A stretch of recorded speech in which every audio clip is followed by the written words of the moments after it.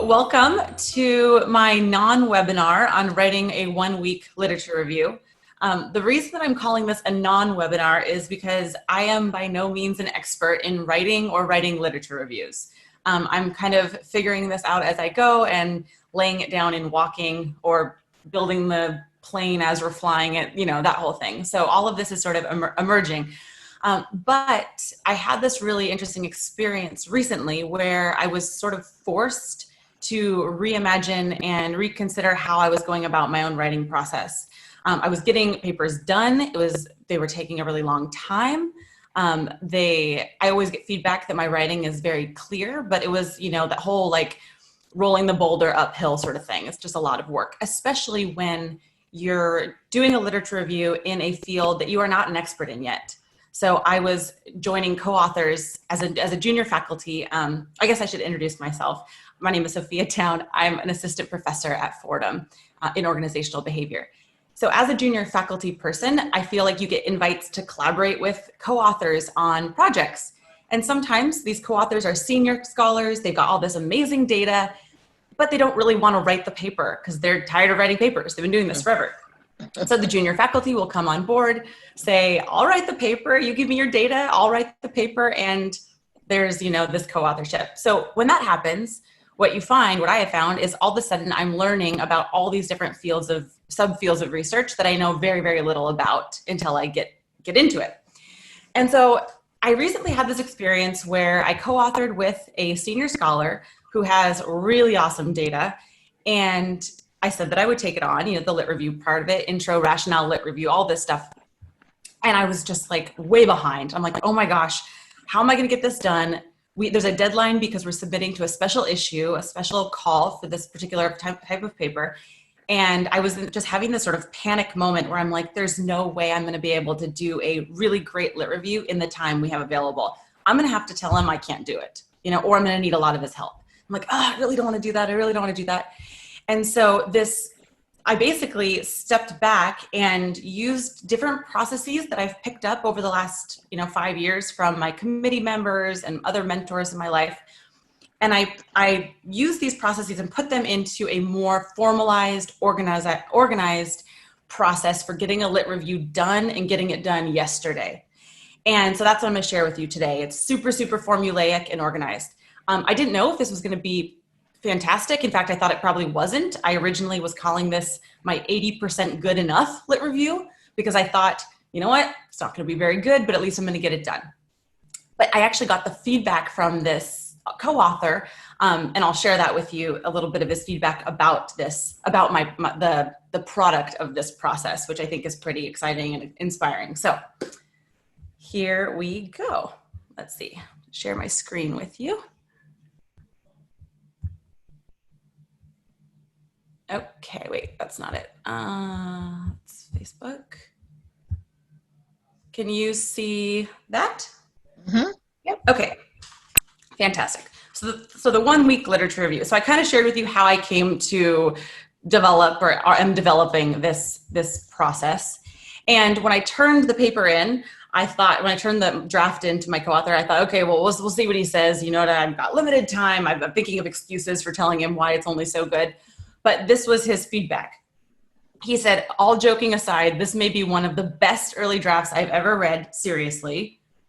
This is good, really good, and more than adequate for us to develop, more than adequate to provide us with a launching pad to develop our hypotheses.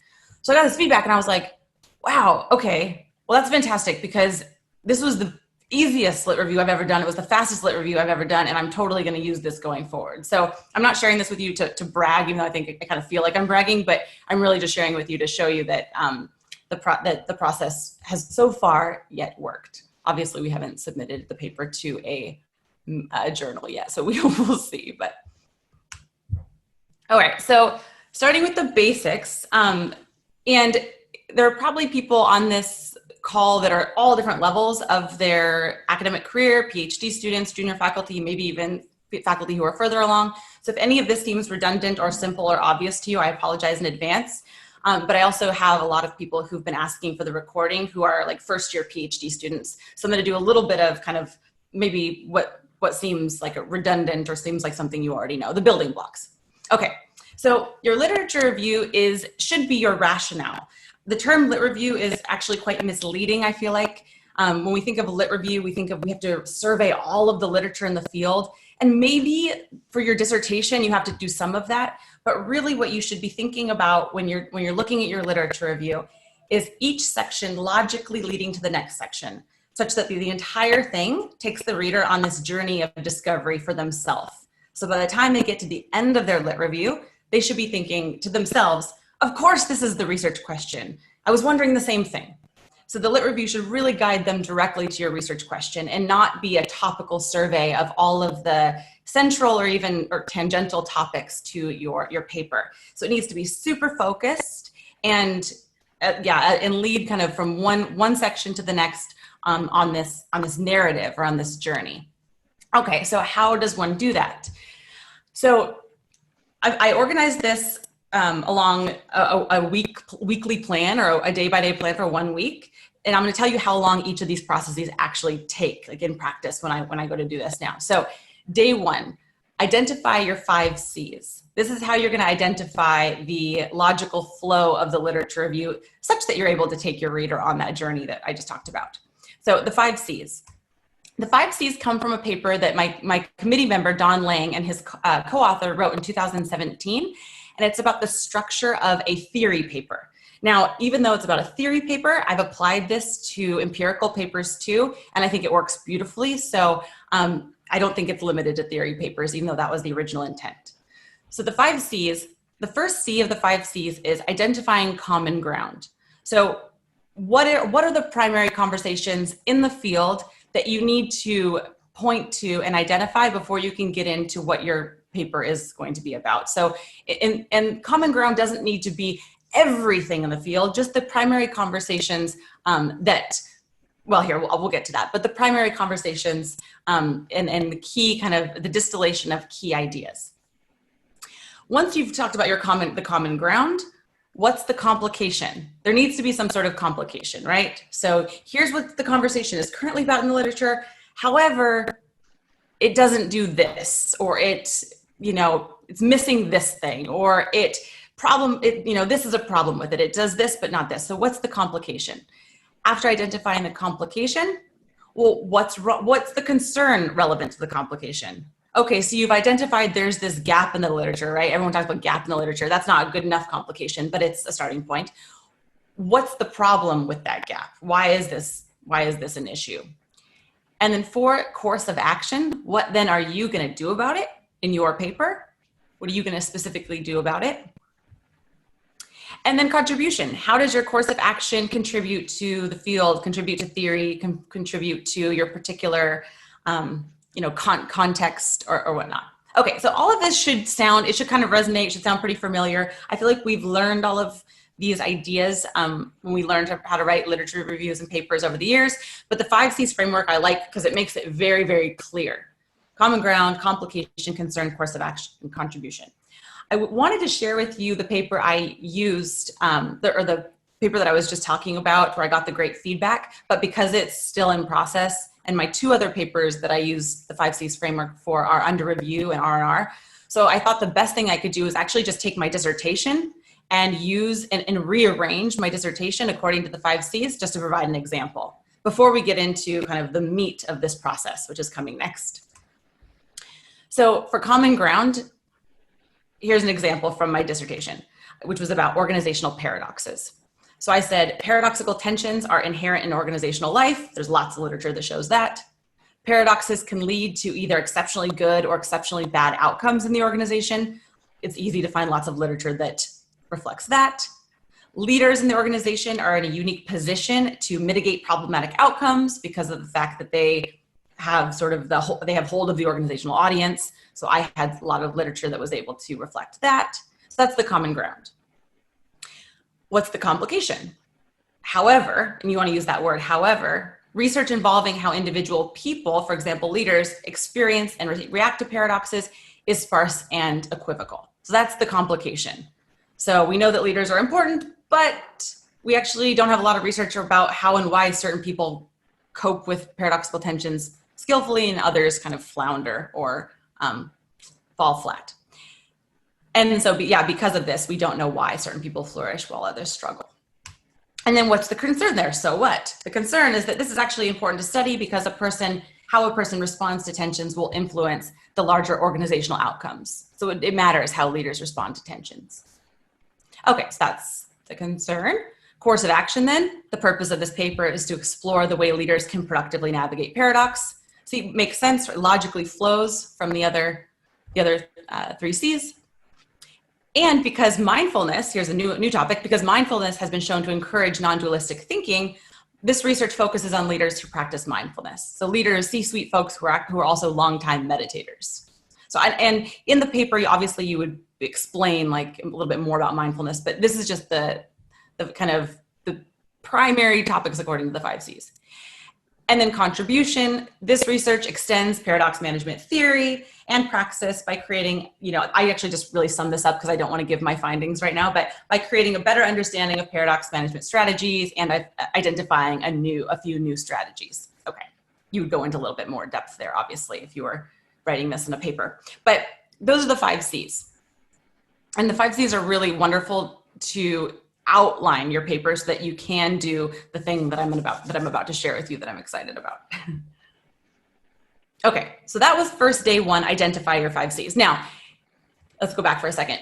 Obviously, this takes a little bit of work, right? Identifying your 5 C's. You might not be able to do this in one day. This was my dissertation. This took a lot of thinking and reading and coming up with, and questioning. So for all lit reviews, it may take a while to understand what your 5 C's are.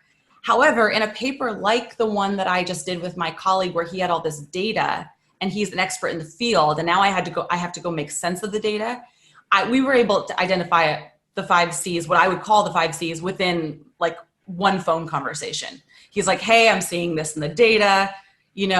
Typically we see this other thing. What do you think? And so I was like, okay, well, how can I create, what are the 5 C's that could be based on this data? So if you have an empirical paper, I feel like this is a lot easier. But even with theory papers, you might actually have this idea you've been thinking of and mulling over in your mind a lot, but you don't have the 5 C's outlined in this way. And so I have found that in either instance, if you sit down and think about it, you're able to identify your 5 C's pretty quickly. And they may change, obviously.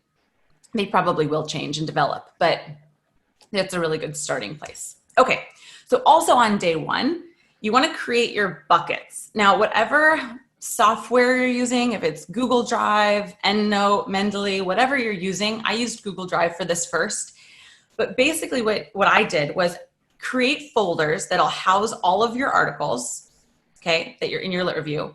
But you want to organize these folders by your primary 5 C claims, and you want to label them as the claims so that you don't get distracted by other research when you're out there looking for articles that you may use to write your lit review and rationale. So here I literally labeled them like this: articles for, what was my first C of the 5 C's in Common Ground? Organizations are brimming with paradox. So I labeled an article here, put all my articles that support that claim are going to go in that bucket. Article 2, leaders are important for managing paradoxes. Now, some of the articles in bucket 1 might also be in bucket 2, but I typically, that's not how I'm looking for it. I'm doing it this way. So leaders are important for managing paradox. So all the articles I have about leaders and paradox, I'm going to put in that bucket. Third bucket, research about individuals is sparse. There's only like 2 or 3 articles out there that I have found in all of my 150 for this paper that actually make that claim, but they went into that bucket. And then last bucket, mindfulness may offer insights on paradox management. So here, anything that had to do with mindfulness and dualistic or non-dualistic thinking, mindfulness and paradoxical cognition, there's a bunch of stuff out there. I would throw it in that bucket. Okay, so all the articles are in these different buckets. And then if you see here, you've got the 5 C's. They're not, the buckets aren't exactly like C number 1, C number 2, C number 3. They're more thematic, but the 5 C's can be seen in each of these. So the first 2 deal with common ground. The third one deals with the complication. The fourth one deals with my course of action. And then my concern, your concern typically would be something that it's more interpretive. So it's like your opinion, right, about why this is a concern. And probably you'd be pulling from all 4 of those buckets. to craft the concern. So the current concern might not need its own bucket, but it might. But that's that's kind of the organization process. Okay. So this to me was super, super, super helpful, so that because it sets you up for success when you go to the next step.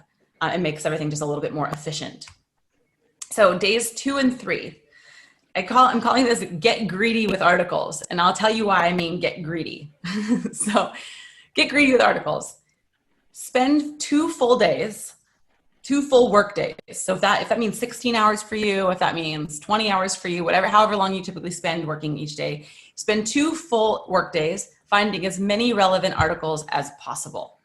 Okay, this part I had to be so disciplined not to get caught and lost in any one particular article or start reading anything I found interesting. So this took the most discipline, but I think this was really where the magic happened for me personally. So spend 2 days finding as many articles as possible, drop them into the appropriate buckets. No matter how tempting, do not read the articles yet. Don't read them, only read the abstracts.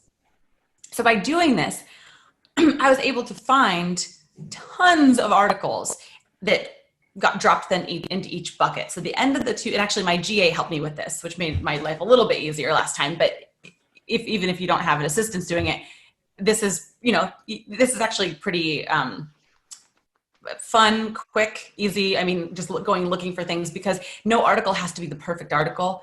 You don't really have to, is this going to be the golden nugget that makes our rationale work? It's like, no, you're going to take a little bit of bits and pieces from all these different articles to craft this rationale, this logical journey. So for now, just find all of them, super greedy, and just drop them in the different buckets. A couple tips that I think probably would be useful, but maybe not for every project. But general tip, start with the common ground buckets. This is what you're going to know the most about probably, unless you are an expert in your complication, right? Unless you're an expert in that or your course of action. But if you're kind of more just generally, if you have more general knowledge about the field, this will be a little bit easier. And then look for articles with lots of citations, because these will likely reflect the primary conversations in the field. Also, those articles with lots of citations will have other articles within them that helped found those ideas and those thoughts. And so that might be interesting to have, important to have. And then second, after that, dive into the complications bucket. Here, you might have to do some creative thinking and some digging, but either way, stay on track here. Only look for articles that reflect the names of your buckets. Don't get lost in, article land, the sea of limitless articles, because it's so easy to do, and then lit reviews take so much longer. So this is really a process for how to read articles efficiently. And then day 4 and 5, this is the part that this is where the magic happened. The last part set us up for this. I can't decide where the magic happened. It just this whole thing is evolving, emerging. But okay, days 4 and 5, take focused, paraphrased notes. And paraphrased is critical here. So granted, remember, I was on a huge time crunch. I didn't think I was going to be able to do this in time at all. And I was worried. I just needed something done. And so this allowed me to create something super efficiently. It might not be the best way or how you like to do it, but for this model, this is what worked. So I created an outline based on the 5 C's. And I kept this outline open and handy when I was reading my articles and taking notes. So if you'll see there, I had all of the headings bolded and highlighted so that I could easily find them. And I also did this in a Google Doc, not a Word doc. Even though it looks like a Word doc here, I did this in a Google Doc. And in a Google Doc, you can actually have your outline over to the left. And so I had all my headings like this in the document. And then I had the outline over on the left so that I could easily just click on that outline and navigate through the page, because the notes document ended up being really long, 20 pages long. So it's easy to click that way if you use Google Docs. Okay, so have this outline open with all of the basically key components of the 5 C's there. So you can see paradoxical tensions are inherent in organizational life. They can cause good or bad outcomes. Leaders are in this unique position to sense make for their organization members. Research about how individual people deal with paradoxes is sparse. This is important because how people respond to tensions influence larger organizational outcomes. Mindfulness might provide useful insight. So again, very, very logical, very one step to the next step to the next step. At the end of that, you can kind of understand where the research question comes in is, how do people who practice mindfulness navigate tensions? Like, simple. And by the way, this isn't necessarily how I did it in my dissertation. I reorganized it for this kind of non-webinar. And I wish I had done it this way, because it's a little bit more, it makes a little bit more sense this way. Okay, so paraphrase note-taking. Start with that top heading. So if you go back to the last one, tensions are inherent in organizational life. Okay, start there. You already have your bucket, whether it's on Google Doc, EndNote, Mendeley, you have your bucket that has all the articles that you think are going to support this claim. So open that bucket, grab that first article, skim the article to determine if the article is going to be relevant to your 5 C's. So again, don't get lost in it. Don't even really read it yet. You know, reread that abstract, read the discussion, intro, read the discussion, decide if it's going to be a useful article for you and not. If it's not, I would just like throw it back, just toss it over your shoulder. If it does seem relevant to the 5 C's, then fantastic. You're going to take notes on this one. I found that in this last project, I think like about 75% maybe of the articles that I had tossed in my bucket and my awesome GA had tossed in the bucket, about 75% of those were relevant. And then the others, just, you know, no harm, no foul, move on. Okay, so I have 2 screens. I think 2 screens is really helpful. So if you have 2 screens, that would be awesome. But if you don't, you can just, you know, swipe between different screens when you do this. But have your notes guide up, your notes outline, and then read the article. And when you find something interesting in the article, you know, highlight the PDF like you normally would. But instead of like copying and pasting like that chunk into a document, or like, that's what I used to do all the time. I would just like copy and paste the chunk, or I would just highlight it and immediately paraphrase it in your own words. So and put it under that heading, anywhere under the heading. Immediately paraphrase it in your own words. Write in full standalone sentences. So even if you need to say, according to Smith and Lewis, 2011, you know, paradoxical tensions are inherent in organizational life, period. So I mean, that was the heading, but obviously there's a lot more depth that, you know, in the articles that support that, but write in full standalone sentences. And make sure that paraphrase content is within the corresponding section of your outline. Okay. And then next, include all citations. So when you write that paraphrased sentence, when you write it in the full sentence, include the citation using the style of the journal you plan to submit to, APA, MLA, Harvard, Sage, whatever. Use that style and include the citation. Even if you have like 10 paraphrased segments from one article, include the citations at the end of each of those, or at the beginning of each of those, so that they truly do stand alone. And eventually you're going to end up just copying and dropping them into your lit review. Okay. Yeah. So do the citations accurately, how they'll be written in your final draft. Limit the number of direct quotes. Again, like you can, if you copy and paste direct quotes, they're going to be useful for you, but then you're going to have to do extra work to then convert that quote into either a paraphrase content later on or weaving it into the lit review. So just limit the number of direct quotes. Plus direct quotes are really unnecessary most of the time at our level of writing, I think. And so this isn't about amassing endless quotes. It's about writing your paper as you go. So you want this to almost all be in your own words. And then this is for my PhD students out there. Only include quotes that are so descriptive and eloquent that you couldn't possibly write it yourself. I guess it's for everyone, but I feel like that's something that it makes things a lot easier down the line. Okay, and then if you do include quotes, it's supposed to say notes. Wrap them in your own writing. So again, according to Smith and Lewis, paradox is So every sentence should stand alone. Okay, sorry if I'm being a broken record here. And then you want to continue this process until either you make it through all of your articles, or you feel like you have enough content under each of your headings to effectively make each claim that you're trying to make in your lit review, which is your rationale.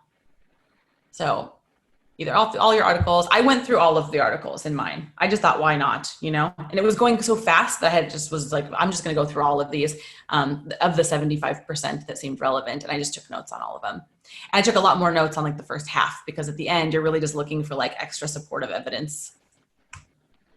Okay, days 6 and 7. This is the easy part. This part's the easy part. Write your paper. So guess what? You've already written it. It's in that paraphrased note outline. Literally your entire paper, except for just like the polishing and the transitions and like that stuff is basically already done. The meat and potatoes are on the plate. Okay, so this part was so easy. I wrote my entire lit review for this last paper for in truly a day and a half, 1.5 working days. And I was like, what the heck is this magic? I've never done this before. So writing your introduction. So I'm going to break writing your paper into 2 categories: writing your introduction and then writing your lit review, which really I want to say is a rationale. Okay, I want to call it that. Writing your introduction. So I've been using something called a 3-paragraph introduction. This was written by Jay Barney in 2017. He is the editor-in-chief of Academy of Management Review, which is one of the top management journals in the world. It's a theory-only journal, so they only take theory papers, no empirical papers. And I think it's brilliant, this 3-paragraph introduction. It takes the weight off. You don't feel like you have, like, the goal is to write the entire introduction in 1.5 manuscript pages. So you want to keep it short, sweet, to the point. Doing it this way allows you to really save some of those more interesting nuggets and descriptive nuggets for the lit review, which is where they really should be anyway. And then the 3-paragraph intro is incredibly formulaic, which I find, again, to be just like really helpful in this process. And it, unsurprisingly, kind of relates to the 5 C's, and I'll show you how. Oh, and by the way, I will share with you the 5 C's article and the 3-paragraph introduction article. I have both of them geared up ready here. If you send me your email, I'll send them to you so you can use them as resources. Okay, so the 3-paragraph introduction. Paragraph 1. First thing you need to say is there is interest in X. There's interest in this thing, right? So for me, paradox management. It's a field of study, right? There's interest in X.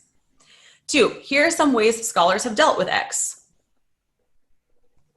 All of that work has led to a general understanding of X as whatever. Okay, and so here it's really nice here because you can really like honor the work that's already been done. Like, one of the worst things that we can do as junior faculty, PhD students, is basically say like, oh, this is how researchers have looked at this research, looked at this topic, and I can't believe they missed this thing, or they're so wrong, or actually it's like this. It's like, that's not a really friendly way to write papers, but I feel like it's tempting to do when you're trying to make a name for yourself in the field.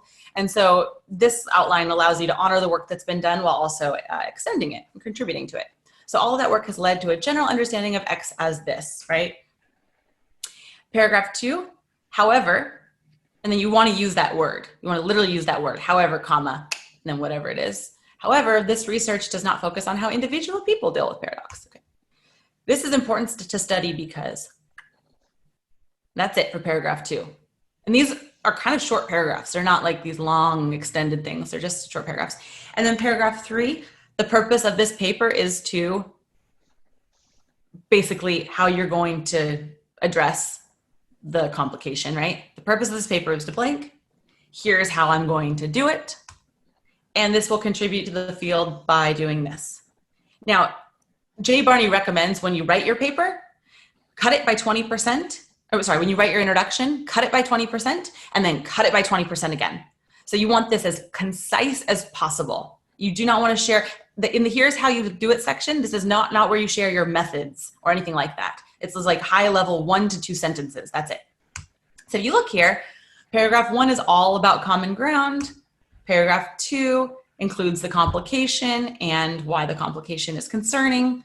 Paragraph 3, how you're going to handle it. And then how your handling of it contributes to the field. I love formulas. This is like makes my heart feel just so happy. Like, I have a path. There's a way, there's a purpose to this.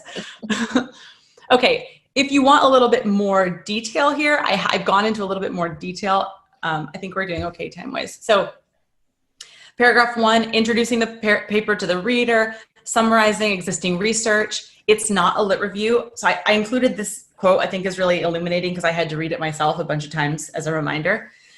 Armed with a computer and a reasonable bibliographic database, almost anyone can generate a long list of papers that address a particular topic. This is different from knowing the literature well enough to distill its essential features into 2 or 3 sentences. This distillation will typically be enough to make it clear what at least one unresolved theoretical issue in the literature is, why this issue is important, and how the paper is going to resolve it. So a little bit harder to distill down when you're swimming in a sea of articles. But by doing the bucket process, this actually becomes quite straightforward. Paragraph 2, identify a complication, right? I'm going to send out these slides, so I just have a little bit more of like Jay Barney's wording here because I thought it was important. When you're introducing the purpose of the paper, he says the word however is sufficient. So it's simple, right? Or when you're introducing the complication, the word however is sufficient. And then a gap in the literature is not an acceptable reason. So you have to identify sort of one of these myriad reasons why it's concerning. And then paragraph 3, explaining the purpose of the paper. He says this is done without subtlety, using a simple, short, declarative sentence that tells the reader what the question of the paper is going to answer. And he recommends saying the purpose of this paper is to ... And so, yeah, if it ain't broke, don't fix it, right? All right, and then here we go, writing your lit review, the last piece of the pie. Have your 5 C's notes open and handy. So I mentioned mine were about 20 pages, you know, and it wasn't all single space. They were single space, but it was kind of like, you know, there were some paragraph indents and et cetera, but it was about 20 pages. You'll have a ton of content you already wrote in your 5 C's outline, and all of this content will do the heavy lifting for you because you've already written it. And you're not trying to reinvent the wheel, so it's okay that all of it came from literature. It's what it's supposed to be. The discussion will be more of your own interpretation. Okay, now your job is to organize and polish this content into the form of a paper. This part is remarkably easy. Okay, so using the headings from your outlines, use the heading from your outlines as headings in your paper. You can change the names of them later if you want, but just use literally the headings exactly as they are in the outline because that'll help you structure the entire thing. And then you might like make them a little bit more concise, you know, after you've written it. Copy and paste your paraphrased notes into your polished document by weaving them into the paper. So here, you know, you'll need to create some transition sentences. You'll need to explain maybe like how these things kind of relate to each other, therefore, thus, da, da, da, da. But I mean, really the bulk is going to be in those paraphrased notes. And then once you've used content from your notes in that notes document, highlight it in a different color so you know you've used it. And then my goal was just honestly, because I felt like I had to get this thing done, I was like, you know what, my goal is I just want to use all my notes. I just want to use all of them. And so once I've used everything, I'm just going to be done. I'm calling it good because this is all I have to give to the paper right now. And then I got that good feedback. So there you have it, the 1 week literature review. That is my process. And yeah, so let's just open it up if anyone has any questions. I also thought it might be really useful since we're all kind of learning together for people to share what their process is. Have they done anything similar, anything different, tips, tricks, questions? I'll chime in. I really love your presentation. Even your slides are beautiful. They're very pleasing to the eye. I have my dissertation pre-proposal, and I'm turning it into a bigger proposal, so going deeper with the lit review. And maybe it's a no-brainer question that you all know. I'm novice here. When you're going back into something that you have kind of a snorkeling through the theoretical frameworks and a snorkel through the literature, is there any advice you would have for maybe retroactively going back to apply this method, or how to organize and edit something that's already been started and is existing? Yeah, so I did that actually with a paper on emotions in organizations. And we had this interesting idea, and it'd been rejected from like 4 journals. And the 4th journal, it was rejected from 3. The 4th journal gave us an R&R and said, this paper needs to be completely rewritten. It was a seminar paper I wrote with 2 colleagues as a PhD student like 4 years ago. And so they're like, this needs to be totally rewritten. And so I did basically what I did. And I'm not saying your paper probably doesn't need to be totally rewritten. Ours was kind of a disorganized mess. So I just opened a new document and wrote 5C headings, as I showed on that, in the Word document there that I showed. And then I took my current draft, and I read the current draft as if it were an article.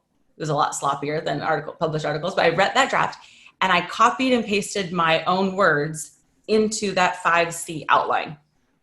And so now what I have is, and what I was able to determine by doing that, by the way, is there were some buckets that had nothing in it. I was like, oh, geez, I need to go find some more stuff here. So I basically, though, you just imagine your paper is an article out there and see which of the 5Cs that it's contributing to. And then I had to find more articles, right? Snorkeling, I like that term, metaphor. I had to go back snorkeling into the literature, find more articles, filled that 5C document, filled my 5C structured notes so that each component had enough in it.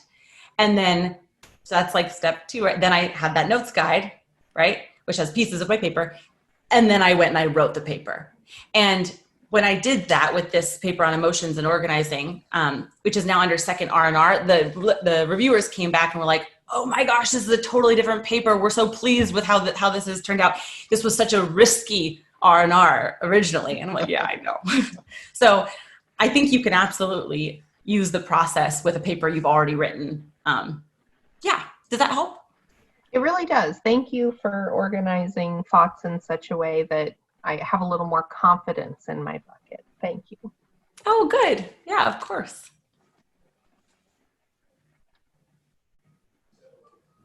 Yeah, thank you so much. This is really informative, and it was really interesting to see it step by step. I'm just like you. I love the road maps, and they give me a lot of security. And it's interesting because I did do a lot of things similarly, but sorry, I hope the background noise is not too much. I was wondering whether you use some sort of literature system like EndNote or something like that, or you don't, because I never did the folder part. And I'm wondering whether I should do the different folders, because what I did was just do one main document where I put in the things. So I really just went through the texts, but I really loved your idea about the folders and to put your statement on the folder so you don't get distracted, because that's the problem. You start reading and then you're like, oh, this is interesting. I could use this for this and this for that. And you don't even know what you were doing anymore. So exactly. I feel like, yeah, the roadmap keeps you on track. So I use the folders in Google Drive only when I'm looking for articles, downloading. That way I know. I went and I was like, well, how many folders? Like one folder only had 2 articles in it after like the first. I'm like, oh, I need more on that.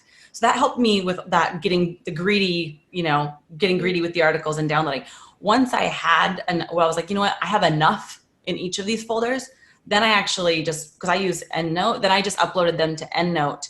And then I just went through them, and I don't actually know if I don't think I necessarily went item by item in my review. I think I just pulled up the next article, what's this one? Oh, this one looks like it's about this. And I opened it up and just inserted it wherever it belonged. But when you're actually downloading them, I thought the buckets were helpful. That way you don't get sidetracked. Yeah, that makes sense, actually, because I usually don't even download. I put everything in my EndNote library, but that's probably overkill. And I could save some time by not doing that, actually. I don't need to be a hoarder of papers. Thank you. Yeah. Sophia, this is Christy. Fantastic job. This is absolutely so helpful. I'd love to share it with all my colleagues. And I agree with Sarah. I love the aesthetics of the slides. I have done quite a few systematic reviews. I'm just starting my dissertation phase, and I love the tool Rayon. If anybody's used it before, Rayyan, and I can put it in the chat here. It's really good for at least the abstract phase when you're going through reading a bunch of abstracts. Because you can pull an RIS file in there, and then you can highlight certain topics that you're interested in or not interested in. And so it makes the read very quick because they're either highlighted in green or highlighted in red. And Oh, then you can export it as an XLS file. And then if you take notes on there for whatever, your C's were, you would have that information in an XLS document. So it would kind of like fit into your whole organization here, but be a little bit different. thank you. Awesome. RAYYAN. Correct. Awesome. So I use it actually for all of my papers, not just my lit reviews, because it keeps me organized. Then I can go back and be like, oh, well, I didn't like that article for XYZ reasons, but I know that I can read it, for other reasons that I tagged it for. Yeah. And then for systematic reviews, you can, there's different tags for reasons that it may be ineligible. Makes sense. Makes sense. Awesome. Thank you so much for sharing. Kendra, did you have a question? I do. Yeah. First of all, just wanted to say I'm a fellow Sun Devil. I saw your email. Sarah Tracy let me know about this. So that's how I got here. And one of my colleagues, Alyssa Foster, we're both at DePaul. So thank you so much. And it's great to meet somebody. Anyway, I was thinking about theory and the use of theory in literature reviews as I was following your 5 C's. And I feel like I have a sense as to how, talking about an existing theory and expanding a theory could play into it. But I didn't know if you had anything else additionally, tips-wise, or maybe things that are counterintuitive that you would recommend when thinking about advising students in particular using theory in building their lit review.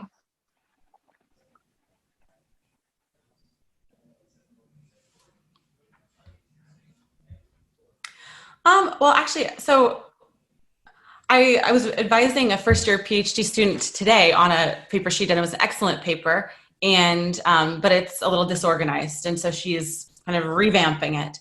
And so I'm actually thinking just of that interaction. I think that, with theory, I don't know, what I've found is that if you look at, say a theory like resilience, right? Or organizational paradox or mindfulness or something. I think what can be really helpful, instead of getting kind of like too focused on one particular theoretical framework, even if there's one that you want to use that's going to kind of be the foundation of your paper, is saying, here is how this topic has been explored. Here are kind of the primary theoretical frameworks around this topic. And all of those theoretical frameworks have helped us understand this topic in a particular way. So they've really framed this particular topic like this. They've done an excellent job, basically, don't write down the paper, but of framing this topic of like this, of creating a rich, generative field of work that does X. And here's maybe where they're finding a problem, or here's where there's a gap, right? I don't know if that's counterintuitive, but I think theory is important. We just need to pull back and look at the 30,000 foot view and say, okay, what are all these theories doing? What have all these theories created? And what are all these theories, when we look at them as a literally a field of research, what assumptions are they creating? What are they missing? That kind of thing. So, but I'm no expert in this particular topic in writing literature reviews other than finding this method. So I'd be interested in what other people have to say on that topic too. Thanks, Sophia. Mm-hmm.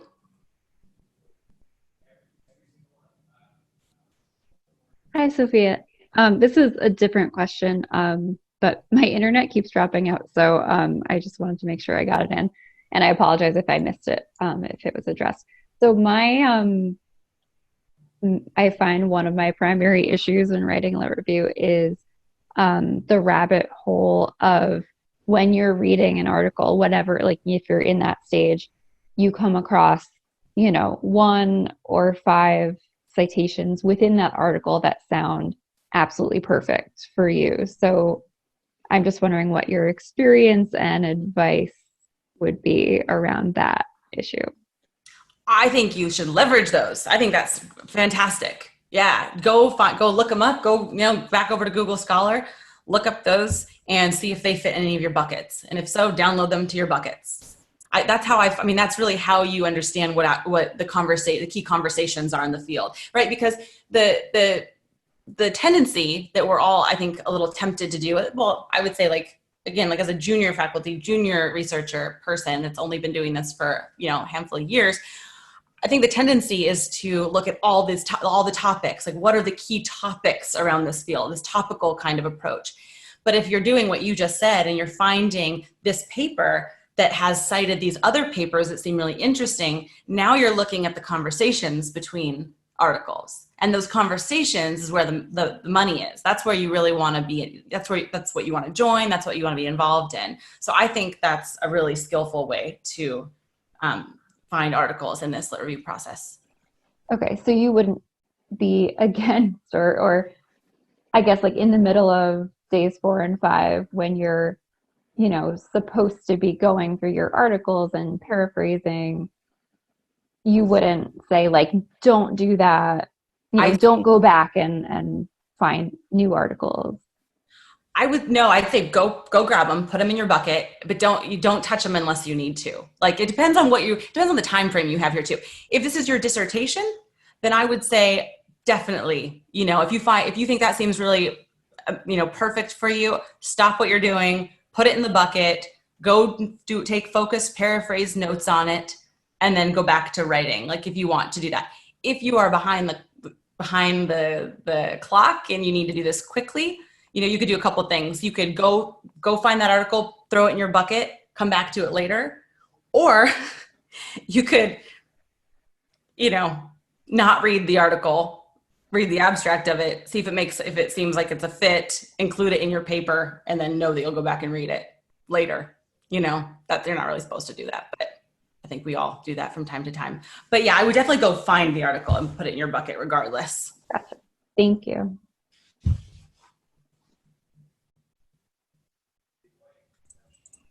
Hi, Sophia. This is Shaniqua now. I had a question about the day 4 and 5 part as well. So after you collected all these articles, and I don't know if I just missed it while I was like trying to take notes and things and looking at your pretty slides. But when you start that process, did you mention at all like how much you're actually reading? Because then my issue is like now that I have 1,000 articles, I don't know if I have all the time to read all of these. And so if you could just provide any tips on like how targeted you were in your reading, like, am I just reading this one because they had like these awesome findings, or I'm reading this one for the methods, or like if you did that at all, or if there's like some other technique to like actually read the articles fast enough to like complete this process in like 2 days? Yeah. So if you are already sitting on a ton of articles right now, I would probably go create the buckets, go determine what your 5 C's are, create the buckets, and put the articles you already have in those buckets. Okay. Mm-hmm. And however you want to organize that, whether it's like, you want to just do it in a Word document, or, with the citation, put the citations in a Word document, or whether you want to actually put the PDFs in Google Drive, whatever makes most sense to you. But I would determine your buckets and then see how many articles you have in each of those buckets. And if you have a ton of them, then basically probably reading them and paraphrasing, starting with the most important ones, kind of your key players, and then paraphrasing them in that notes document paraphrasing enough material in that notes document that you have a substantial amount of work to move forward with. You do not have to read everything. And I think too, the thing is that when it comes to like these focused rationale-based lit reviews instead of these topical surveys of the field, you really like, there's no way not all articles you have on a particular topic are going to fit that framework, so you really only need to be using what is directly supporting your 5 C's from this model. I've got tons and tons and tons and tons of articles on paradox, organizational paradox, and mindfulness, tons. But if I were writing a new paper on organizational paradox, I won't need all of those. I would just figure out what my 5 C's are and go from there. And then I guess my follow-up, and I know this is like kind of arbitrary, but just in general, what for the buckets, what do you have as a benchmark for this is enough papers for this topic, if you have that? So I had 40 papers. I had 40 in each papers. bucket? No. or cross? No. 40 papers total. I had 40 papers total. Remember, I just wanted this thing done. I was like, in my dissertation, I had like, I don't know, 200 articles or something, but I had 40 for a paper, and I was like, I'm just gonna get this done. And then exactly what Christina has said would happen is what happened. So I was reading some of the articles, and I was like, oh, all of these articles are citing this one article. And I did the thing you probably shouldn't do. And I basically just, if 10 articles are saying the same thing about article X, I basically just paraphrased that and then cited article X. And now I got to go forward in and read it so that I'm not, shooting myself in the foot. But yeah. All right, that's helpful. Mm-hmm. Thank you. Mm-hmm. I have another question about paraphrasing, and it's half off topic because I found it really interesting that you said, go ahead and paraphrase it right away. Because usually I didn't do it because I was going back and forth whether if I paraphrase it, I automatically attach kind of a meaning to it, and whether I will still know what the original was or whether I get like too far away from the original meaning. So I decided to not paraphrase in my main documents, but it does really seem to be a good tip to do that. Do you have any inputs on how to like neutrally paraphrase without adding another layer of meaning, which would then kind of lead it too much in a different direction? Actually, I don't know. I think my philosophy is that interpreting other research is okay. I think that's what we do. I mean, you are an expert, Noemi. Like, you're an expert in your field. You have a PhD. You're, PhD students like you. This is part of the research process, is to understand how how you or interpret research in a way that that works for you. So I think that one of the best things you can do is read someone else's writing and understand it enough to then recite it in your own words or simplify it or say it in another way that makes sense. And so I think that's totally okay. I think if there's anything you're like, I'm not sure I understand this fully, or this is really complicated, I want to make sure I don't get this wrong, then I would just quote it. But I would imagine that most things you wouldn't have to do that. I think 95% of everything you read, and if you don't understand it yet, see, I think that's too, sometimes we move really fast. And like this forces you to really get what you're reading in a deep way. And that really helps when you go to write the review. I learned I knew nothing about values, right? We talked about this. This is the paper that I was writing for. Yeah. So nothing about values. I learned enough about values to write this paper in 7 days. And then he, who's a values expert, gave me that feedback. I'm like, that's crazy. But I think it's because it was like thoughtful and methodical. And each thing I made sure that I understood it and then reflected it, right? We learn through doing, teaching, right? So I wouldn't really be concerned about that. No. Personally, yeah. For my the non-expert of the non-webinar, that's my non-feedback. That's my feedback. Take it with a huge grain of salt, but it's super useful. I think that's excellent advice and a great question, because I actually have done the opposite, where I kind of have a similar method that you do, Sophia, but I always copy paste the sentences because I don't want to plagiarize. And so that's not processing the information. So if you're doing an article by article, you're not processing necessarily until you get to the end. But for me, that has worked just because I'm very, cognizant. I don't want to plagiarize here. So I just like what you're saying, that you need to process as you go. Mm-hmm. Mm-hmm. Yeah, this note-taking method is, a lot more laborious, right, than typical note-taking, than the copy and paste, because that's what I've always done too. It's a lot more laborious, but it's actually not so bad because you're going because you're going piece by piece. And so it's kind of like, and then when you get to the end of it, you're like, oh, I get this, I can write this, I've written all of this already. I also too, what I think I really like about this process is that, a lot of times we don't write because we're like, oh, it's good. This, it's this big task. It's this huge, hurdle to be overcome. But here you've got lots of little hurdles at each step. It's like each process is its own little task. No particular piece of it was any more arduous than any of the others. It was just kind of sections by section. Okay. Oh, bye, Kendra. Thank you so much for joining. Appreciate it. I have a question. I hopped on at the tail end of the 5 Cs. Do you mind touching on the 5 Cs and knowing that you didn't have much knowledge about the topic? How did you craft your 5 Cs? Oh, great question. So so let me step back here. I knew I would get this question. So I thought about it in advance because it's a fantastic question. When you're writing a paper, you're probably going to be doing one of two things. You're probably going to be writing a paper like your dissertation or something that you're topically, familiar with. And so you'll know a lot about the field, or you'll be learning a lot about the field. And in an instance like that, you'll be able to craft the 5 Cs based on what you've learned and are learning in the field, right? If it's a paper you know absolutely nothing about, like this values paper that I'm co-authoring, you're going to have a co-author.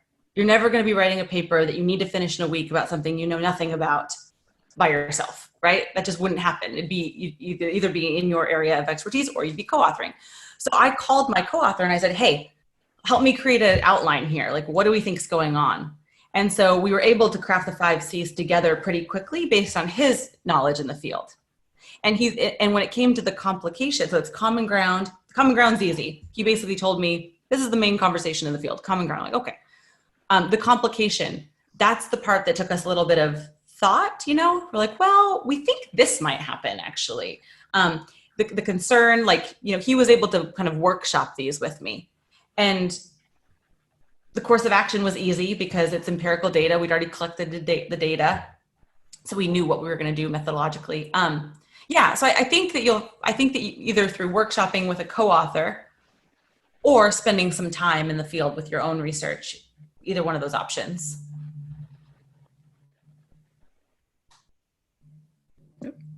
Thank you. That was great feedback. Mm-hmm. And then I just have one last question. I know I feel bad. Is this supposed to end at 2:30? Oh, it's okay. I mean, I can stay on for a few minutes and people can hop off if they need to, but no worries. Okay. For the note-taking piece of it, you said to put the headers that the article uses. Is that correct? So for the note-taking, the headers should reflect your 5 Cs. Oh, okay. And mine, if you know, mine didn't reflect, there weren't 5, I think there was like 6, because Common Ground included a couple. And so for Common Ground, I had, a couple different kind of chunks of information, a couple different buckets in my Common Ground. But your headers should be organized by your 5 Cs, including kind of the main pieces, those main chunks. And then when I went to write my paper, I put those headers from my notes document in my paper. And I used those as my headers, again, so that I wouldn't get distracted.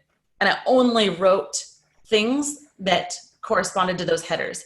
At the end of it, I looked at the whole lit review, 1.5 days later, and was like, well, okay, these headers aren't probably the most skillful headers. I probably will, I'll shorten them. I called one, instead of one of the headers was, values are important to study because they influence behavior. The next header was, values don't generally change very much. Those are long, right? So that I changed the header to personal values was the top one. The second one, values change, so I changed the words.